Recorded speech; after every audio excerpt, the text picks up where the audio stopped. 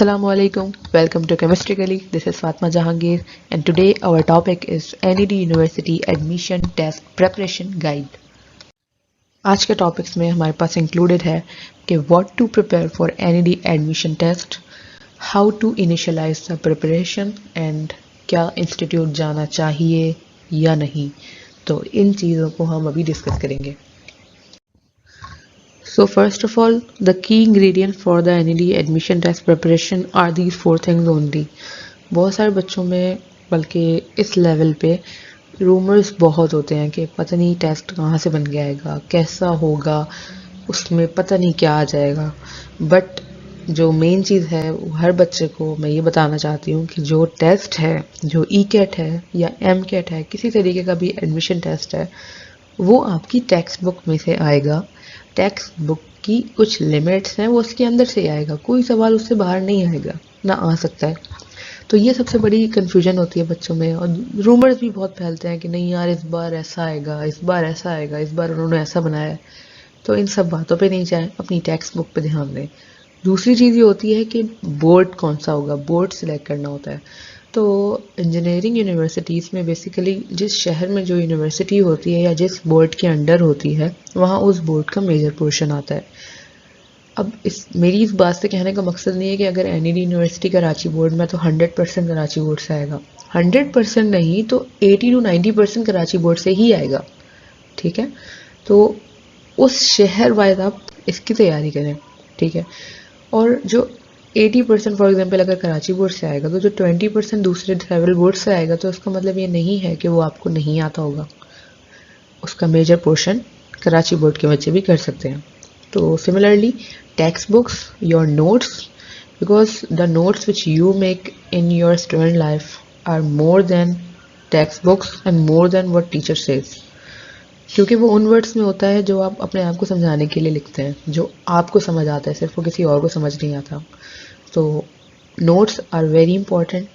उसके बाद past papers और प्रैक्टिस क्वेश्चंस, ये चीज़ें इंग्रेडिएंट्स हैं प्रिपरेशन का। बस इन चार चीज़ों की ज़रूरत है। इसके अलावा कोई चीज़ है तो वेल एंड गुड, नहीं है तो कोई मसला नहीं है।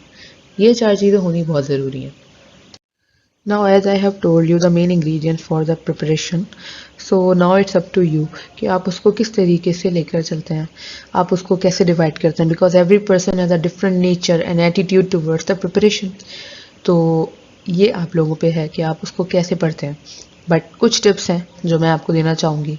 ये वो टिप्स हैं जो मैंने हमेशा आजमाई हैं और अभी तक, मींस यूनिवर्सिटी के बाद भी आपके रिक्रूटमेंट टेस्ट होते हैं और काफ़ी टेस्ट होते हैं, तो उनकी प्रिपरेशन भी बिल्कुल हमें ECAT के वे में करनी होती है। जैसे हम वहाँ पे इंटर का पढ़ते हैं तो यहाँ हम यूनिवर्सिटी का पढ़ते हैं, तो वो अप्रोच मैं अभी भी यूज़ करती हूँ डिफरेंट टेस्ट के लिए या जो दिए हैं, तो वो मैं आपसे कुछ शेयर करना चाहूँगी। फर्स्ट ऑफ ऑल ये है कि divide the days for subjects. ये चीज़ इंपॉर्टेंट इसलिए है कि डिवीजन बहुत मैटर करता है, क्योंकि हर सब्जेक्ट को आप इक्वल वेटेज नहीं दे सकते। For example for NED you will give the least weightage for English, क्योंकि इंग्लिश का टेस्ट इतना हार्ड नहीं होता है। मतलब ऐसा भी नहीं है कि बिल्कुल ईजी होता है, बट अगर आप फ्यू ग्रामर की एक्सरसाइज सॉल्व करेंगे तो you can easily do that. But English से ज़्यादा प्रिपरेशन रिक्वायर्ड होती है फिजिक्स, केमिस्ट्री एंड मैथमेटिक्स में, मोर प्रैक्टिस रिक्वायर्ड होती है वहाँ पे। तो बेहतर है कि दूसरे सब्जेक्ट को ज़्यादा टाइम दिया जाए। दूसरा, कुछ बच्चे होते हैं जो कुछ सब्जेक्ट में वीक होते हैं, for example they are weak in chemistry और मैथमेटिक्स, तो उस हिसाब से वो उसको ज़्यादा टाइम दे दो। दूसरा ये है कि अपने नोट्स को ना थॉरोली रीड करें। अपनी जो आपकी कॉपीज़ हैं केमिस्ट्री, फिजिक्स, मैथमेटिक्स की स्पेशली, और अगर आप मेडिकल का टेस्ट दे रहे हैं NED में ही तो बायोलॉजी की, तो इनको आपको गौर से देखना है। एक एक चीज़ आपको गौर से पढ़नी है कि क्या लिखा है, कहाँ पे क्या लिखा है, आपने ये पूरी देखनी है गौर से। उसके बाद है कि स्किम द बुक्स। आपको पूरी टेक्स्ट बुक देखनी ज़रूरी है फिजिक्स केमिस्ट्री की। मैथमेटिक्स की आप बुक देखने का फ़ायदा नहीं है, बिकॉज उसमें तो एक्सरसाइज होती हैं। अगर आपको कोई चीज़ आती है तो आती है, बुक पढ़ने का कोई फ़ायदा नहीं है फिर। तो फिजिक्स केमिस्ट्री की बुक्स को स्किम ज़रूर करें। अब यहाँ पे आपको स्किमिंग ही करनी है, आपको एक एक लाइन रीड नहीं करनी, आपको गो थ्रू करना है हर चैप्टर, हर सब्जेक्ट को। जाहिर सी बात है जब आप डेज डिवाइड करेंगे तो चैप्टर भी डिवाइड कर देंगे। तो बुक्स को आपको ज़रूर स्किम करना है, ये एक बहुत इंपॉर्टेंट चीज़ है। उसके बाद है कि make separate list for formula and important points. अब ये किस तरीके से करना है, ये बहुत ही हेल्पफुल चीज़ होती है। अगर आप ये करेंगे आपको बहुत इसकी कदर पता चलेगी। आप क्या करें, आप अपनी जो भी स्किमिंग कर रहे हैं, बुक की रीडिंग कर रहे हैं, अपने नोट्स पढ़ रहे हैं, नोट्स पढ़ते पढ़ते या बुक पढ़ते पढ़ते कोई भी फॉर्मूला आया, आपने जो फॉर्मूला की लिस्ट उसमें लिख लिया, ठीक है। उसी तरीके से कोई इंपॉर्टेंट पॉइंट आया, आपने वो इंपॉर्टेंट पॉइंट में लिख दिया। तो इसी तरीके से आपके पास एक फॉर्मूला की लिस्ट तैयार हो जाएगी और एक इंपॉर्टेंट पॉइंट्स की लिस्ट तैयार हो जाएगी, ठीक है। अब ये बहुत फ़ायदेमंद रहेगी। आप फॉर्मूले को चैप्टर वाइज बना लें, आप इंपॉर्टेंट पॉइंट्स भी चैप्टर वाइज बना लें, तो ये आपको प्रिपेयर करने में बहुत आसानी रहेगी। मीन्स आप एक 100% में से 20% जो मोस्ट इम्पॉर्टेंट है उसको आप एक्सट्रैक्ट आउट कर लेंगे, तो वो समझ लें प्योर फॉर्म होगी आपकी प्रिपरेशन की। उसके बाद आपको पास्ट पेपर्स और प्रैक्टिस क्वेश्चन पे बहुत ज़्यादा फोकस करना है। पास्ट पेपर तो इसलिए बहुत ज़रूरी होते हैं कि आपको पूरा कॉन्टेक्स्ट समझ आ जाएगा कि आप क्या करने जा रहे हैं, आपको करना क्या है, आपको तैयारी किस तरीके से करनी है। क्योंकि जब तक आप पास्ट पेपर सॉल्व नहीं करेंगे, आप अपने माइंड को ट्यून ही नहीं कर सकते कि मुझे पढ़ना क्या है, what I am going to deliver.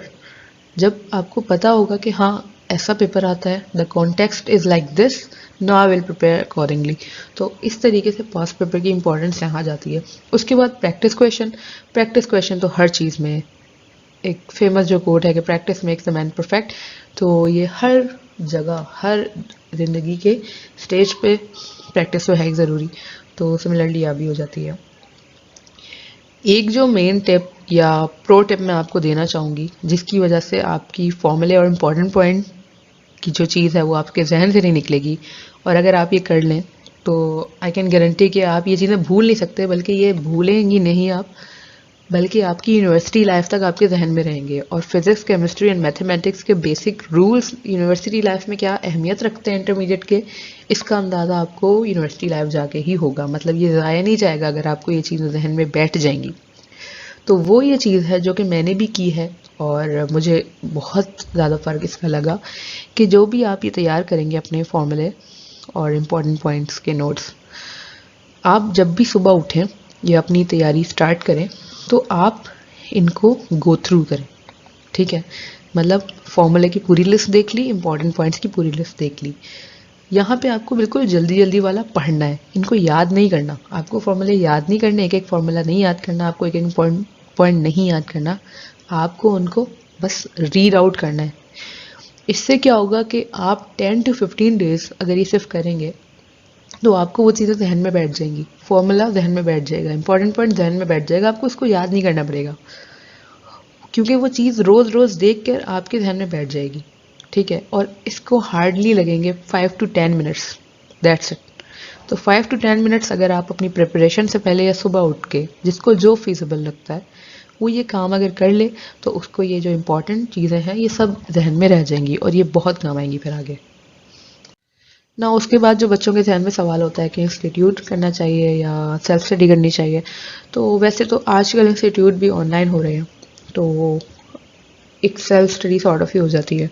But जो एक मेजर पॉइंट मैं डिस्कस करना चाहती हूँ वो ये है कि एनईडी यूनिवर्सिटी का जो टेस्ट है वो ऐसा होता नहीं है कि आपको ज़रूरी है कि आप, मीन्स एक डिफ़िकल्टी लेवल होता है हर चीज़ का, एनईडी का नहीं होता इतना ज़्यादा।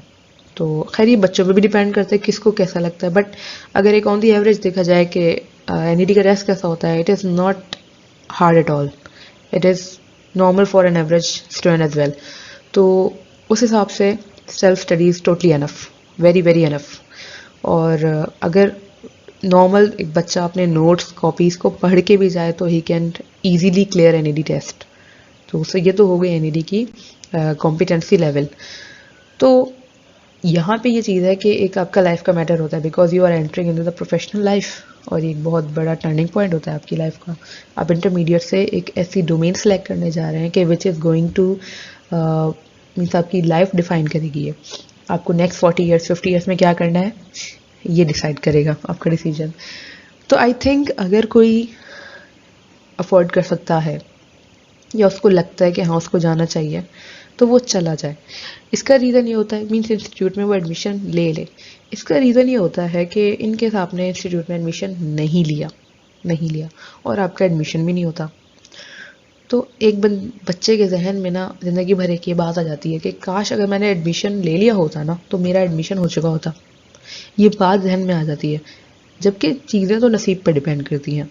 सबकी अपनी अपनी थिंकिंग होती है इस चीज़ से रिलेटेड कि आपके जो नसीब में आपको मिलना है, बट यहाँ फिर वो चीज़ आपके जहन में स्टक रह जाती है और फिर आप सोचते हैं कि नहीं, काश मैंने एडमिशन ले लिया होता तो मेरा आज टेस्ट क्लियर हो जाता। बट अगर कोई बच्चा कॉन्फिडेंट इनफ है कि हाँ भाई मैं पढ़ के कर सकता हूँ, हाँ ये बात है ज़रूरी कि एनईडी यूनिवर्सिटी के लिए जो मैंने चीज़ें बताई हैं ये बहुत हैं, एनफ है, ये पढ़ लिया तो टेस्ट आप आराम से कर सकते हैं। तो अगर कोई बच्चा कॉन्फिडेंट इनफ है तो वो ईजिली इस चीज़ को पास कर सकता है। वरना अगर किसी को ये फीलिंग है कि नहीं यार मैं ले लेता हूँ तो वो बिल्कुल ले, ताकि उसके दिल में आस ना रह जाए कभी भी। तो ये है कि हर किसी पे डिपेंड करता है कि उसको इंस्टीट्यूट जाना चाहिए या नहीं जाना चाहिए। So that's all for the video. I hope I answered all the relevant queries. और अगर कुछ रह गया है तो do tell me through the email or through the comment section. And if there is something more जो कि preparation में हेल्पफुल है या आपको कोई ट्रिक न्यू अच्छी लगी है जो आपने आजमाई और अच्छी साबित हुई, तो डू टेल अस, ताकि उसको सब पढ़ें और सब उसको देखकर फ़ायदा उठा सकें। तो thank you so much, good luck.